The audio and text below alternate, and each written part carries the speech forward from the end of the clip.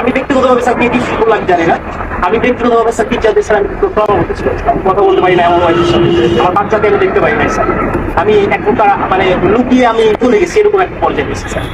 আমাদের এই যে অধপতন স্যার, বাহিনী হিসেবে যে পরিচয় দিব আমি পুলিশ, এই পরিচয় দিতে স্যার ভয় লাগে, লজ্জা লাগে স্যার। একটা বাহিনীর ফোর্স হয়ে যে আমি নিজে পরিচয় দিব, আমার নিজের লজ্জা লাগে। আমাদের আমি একটা ছোট উদাহরণ দিই স্যার, আমি আসার পর যতটুকু দেখছি, এই যে জাতীয় সংসদ নির্বাচন, শেষ যে নির্বাচনটা হয়ে গেছে স্যার, এই নির্বাচনে একক যে নির্বাচনটা হয়ে গেছে, পুলিশকে ব্যবহার করে যে নির্বাচনটা হয়ে গেছে, নির্বাচনে সারা বাংলাদেশে এককভাবে মামলা হচ্ছে স্যার। কিছু মামলা গায়েবী মামলা, যে মামলাগুলো ভিত্তি নাই, এই মামলাগুলো আমাদের কি দিয়ে করাইছে স্যার। সাধারণ জনগণ যারা আছে, বিএনপি যারা আছে, জামাত, যে কিছু জানেই না, তাদেরকে আমাদের গ্রেফতার করা লাগছে স্যার। জনগণের মধ্যে আমাদের যে শত্রুতা দৈরাত্ম সৃষ্টি হয়েছে স্যার, এই সাম্প্রতিক সময়ে একটা বিষয় থেকে আমি আমাদেরকে নির্দেশনা দিচ্ছে যে এলাকায় কোনো বিএনপি জামাত থাকতে পারবে, এলাকায় কোনো অন্য হিন্দু ধর্মাবলম্বী কোনো কিছু থাকতে পারবে না। আমার এসপি স্যারকে তো আর মানুষ জানে না যে এটা আমার এসপি স্যারের কমান্ড ছিল, আমার ডিএজি স্যারের কমান্ড ছিল, এটা তো মানুষ জানে না। মানুষ জানে যে এটা আমি একজন সাব ইন্সপেক্টর, আমি এটা করছি। সন্তোষ নামে একজন সাব ইন্সপেক্টরকে মেরে ঝুলাই দিচ্ছে। লাগছিল কি, সাম্প্রতিক সময় যখন প্রথম আন্দোলন শুরু হলো স্যার, সেই আন্দোলনে একটা গাড়ি ভাঙচুর হয়, সেটা সরকারবাদী একটা মামলা হয়। সেই মামলার আইন ছিল হচ্ছে সন্তোষ, যাকে স্যার এটা জানেন উপরে অনেক প্যাথেটিক একটা ঘটনা স্যার, আপনারা যে দেখছেন হয়তো স্যার, এখানে আপনাদের বিষয়টাও স্যার এখানে আসছে, আমরা সবাই এটা জানছি। তো এইরকম স্যার অনেক বিষয় আছে স্যার, আমরা কথা বলার কোনো সুযোগ থাকে না। আমরা চাই স্যার এই বাহিনীটাকে স্যার, এই যে রাজনীতিকরণ, এই রাজনীতিকরণ থেকে আমাদের দাবি দেওয়ার প্রধান যে বিষয়টা, সেটা হচ্ছে আমরা এই রাজনীতিকরণের মধ্যে স্যার থাকতে চাই না। আমাদের স্যার এখানে কর্মবিরতি চলমান আছে স্যার, আমরা কর্মবিরতি নিয়েছি সারা বাংলাদেশে একই অবস্থা স্যার।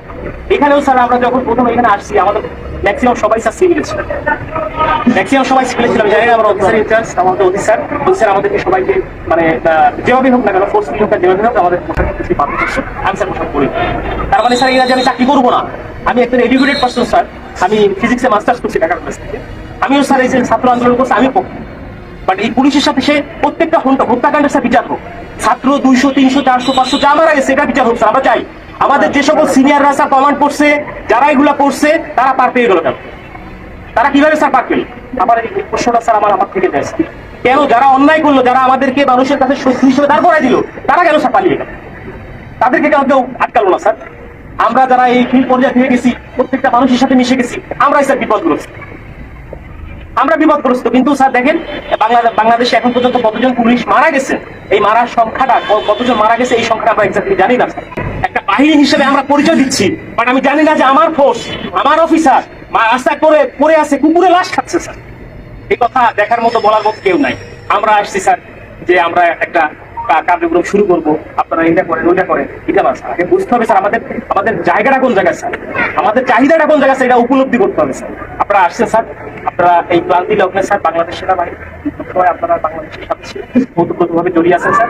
আমরা চেষ্টা করি স্যার। এখন আমার বন্ধু বান্ধব অনেকে আছে যারা আমাকে নিয়ে ঘৃণা করতো, আমাকে খোঁচা মারতো, ক্ষোভ করতো, তারাই বলতেছে যে দাদোস চলে কাজ কর, শুরু কর, উপলব্ধি করতেছে স্যার।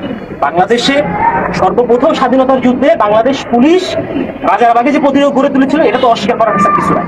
সারা বাংলাদেশে পুলিশের অবদান স্যার, অনস্বীকার্য অবদান, এটা অস্বীকার করার কোনো সুযোগ নাই। কিন্তু এই যে দলীয়করণ, এই দলীয়করণটা স্যার আমরা চাই। আমরা দলীয় কোনো গণনের মধ্যে আমরা থাকতেই চাই না স্যার। আমাদের প্রধান পয়েন্ট হচ্ছে এইটা, আমরা চাই পুলিশ একটা নিরপেক্ষ স্বচ্ছ বাহিনী হোক।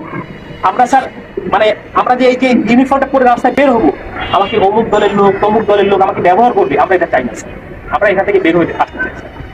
এবং ছাত্র জনতা যারা মারা গেছেন, আমরা বলতেছি যে ঠিক আছে, স্বাধীন হয়েছে দেশ, আমরাও একত্রতা প্রকাশ করি। আমরা কিন্তু পুলিশ কর্মবিরতি দিচ্ছি কেন? যে আমাদের পুলিশ মারা গেছে এটা না, আমরা চাচ্ছি যে সারা বাংলাদেশ যেভাবে সংস্কার হচ্ছে, আমাদের বাংলাদেশ পুলিশও ঠিক একই রকম ভাবে সংস্কৃত হয়ে একটা জনগণের পুলিশ হিসেবে আমরা প্রকৃত হবে স্যার। এরকম ব্যবস্থা যদি হয়, আমরা স্যার রাস্তায় নামবো, আমরা মানুষের জন্য শপথ গ্রহণ করছি স্যার। অনেক চাকরি ছিল স্যার, করতে পারতাম স্যার, প্রাইমারি স্কুলে চাকরি করতে পারতাম, অন্য জায়গায় চাকরি করতে পারতাম, ব্যাংকে চাকরি করতে পারতাম। প্যাশনের কারণে স্যার এখানে আসছি স্যার। এটা একটা স্বপ্ন স্যার, যে বাংলাদেশ পুলিশে চাকরি করলে মানুষের যে সেবা দেওয়া যায়, এটা একটা স্বপ্ন। বাট এই স্বপ্নগুলা আমাদের নষ্ট করে দিয়ে গেছে আমাদের কিছু বিশেষ ক্যাডার, এখানে বলতে তার আপত্তি নাই। আমার স্ত্রী আজকে আমি লুকায়িত ছিলাম, আমার উপরে থ্রেট ছিল, আমি জানি। অনেক বন্ধু বান্ধব বলছে আপনি থেকে না, রাজনৈতিক মামলা আমার কাছে ছিল স্যার, যার জন্য অনেকে বলছে, অনেক শুভাকাঙ্ক্ষী ছিল বিএনপি জামাতে, তারাও বলছে ঠিক আছে একটু সেফলি থাকে। আমি যখন আসছি, আজকে খুলনা থেকে আসছি, গোপনে আসছি, আমার স্যার শেখ করি না, রাস্তায় চেকিং হচ্ছে স্যার, পুলিশ কিনা স্যার, এরকম বাংলাদেশ স্যার আমরা চাই না। এবং আমরা চাই নাই স্যার, আমরা চাই যে স্যার এই জিনিসটা থেকে আমরা উত্তরিত হই এবং আমাদের যে 11 দফা দাবি আছে স্যার, আমরা চাই আপনাদের জায়গা থেকে স্যার যত কিছু করার আমাদের স্যার এখানে আছে, প্রত্যেকটা জায়গা থেকে যত কিছু করার আমাদের যাতে করে আমাদের স্যার দ্রুত এবং একটা দাবি পূরণ হয়। পুলিশের স্যার এরকম বহু হয়েছে, তোমাদের এইটা দিব, ওইটা দিব, ওইটা করবো, সেটা করবো, কিছুই হয় না। আমরা চাই একটা প্রজ্ঞাপনের মাধ্যমে আমাদের এই দাবিগুলো মেনে নেওয়া হোক, যৌক্তিক দাবিগুলি। যদি মনে হয় যারা এখন বর্তমানে উপদেষ্টা পর্যায়ে আছে, অত্যন্ত বিচক্ষণ মানুষ, যদি মনে হয় যারা পুলিশের এই দাবির মধ্যে কোনো জায়গায় ব্যত্যয় আছে, সেটা সংস্কার করে যেটা মনে হয় যেখানে সংস্কার প্রয়োজন, সংস্কার করে যতটুকু এটা মডিফাই করা যায় করে আমরা চাই একটা প্রজ্ঞাপন দিলে আমরা মেনে নিব যে হ্যাঁ আমাদের দাবিগুলো পূরণ হচ্ছে। কারণ আমরা দেখছি স্যার আমাদের টিএ বিল স্যার পাই না, আমরা বলবো কাকে এগুলা, আমরা বলবো কাকে আমরা স্যার টিএ বিল পাই না। আমার কাজ করতে আমার পকেটে টাকা দিয়ে আমার পুলিশিং মিটিং করতে, আবার ব্যানার করতে আমার নিজের টাকা থেকে, আমার ব্যানার করতে হবে নিজের টাকা থেকে, আমার এই করতে হবে সেই করতে হবে, উঠান বৈঠক করতে হবে, সব আমার নিজের টাকা করতে হবে। কেন? আমার বেতনের টাকা স্যার আমি কোনো জায়গায় খরচ করতে পারবো না, এক কথায় শেষ।